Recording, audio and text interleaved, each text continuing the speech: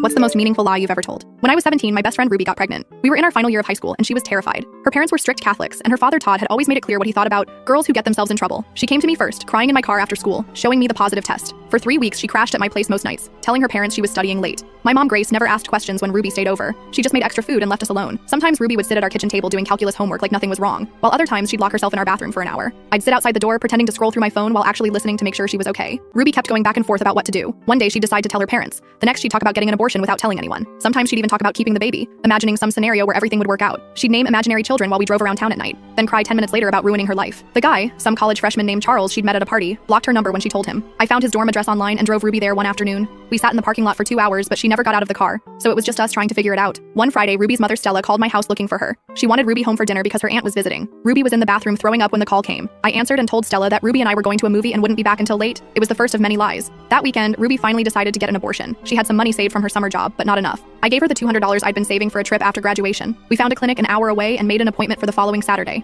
Ruby spent that week researching online, using my laptop because she was afraid her parents checked her search history. She barely slept. Neither did I. The problem was getting her there. We needed a cover story for why she'd be gone all day. That's when I came up with what seemed like a brilliant plan. I told Ruby to tell her parents she was going to visit my brother Leon at his college for a campus tour, and that my mom would drive us. In reality, my mom had no idea, and Leon was away for a track meet that weekend anyway. I'd drive Ruby to the clinic myself. The lie worked initially. Ruby's parents dropped her off at my house early Saturday morning. Ruby's dad Todd reminded her to take pictures of the campus. My mom was working a double shift, so she wasn't home. We waited until Ruby's parents' car disappeared around the corner, then got into my car and headed for the highway. Ruby was silent for most of the drive. I tried playing her favorite songs, but she just stared out the window. The clinic was in a small office park. Nothing special about it, which somehow made it worse. I sat in the waiting room for 3 hours, flipping through outdated magazines and watching other women come and go. When Ruby finally came out, she didn't cry. She just asked if we could get food. We stopped at a drive-thru and ate in the car. But as luck would have it, Ruby's dad Todd ran into my mom at the grocery store that Saturday afternoon. How was the campus tour? He asked her. My mom had no idea what he was talking about. The whole thing unraveled from there. Todd called Ruby's phone repeatedly, but she had it turned off. He called my phone, but I didn't answer. By the time we were driving back into town, Ruby had 17 missed calls. By the time I got Ruby home that evening, her parents were waiting in the living room. They'd called Leon's school and confirmed there were no tours that day. They knew we'd lied, but they didn't know why. Ruby was still moving slowly, wincing when she sat down on their couch.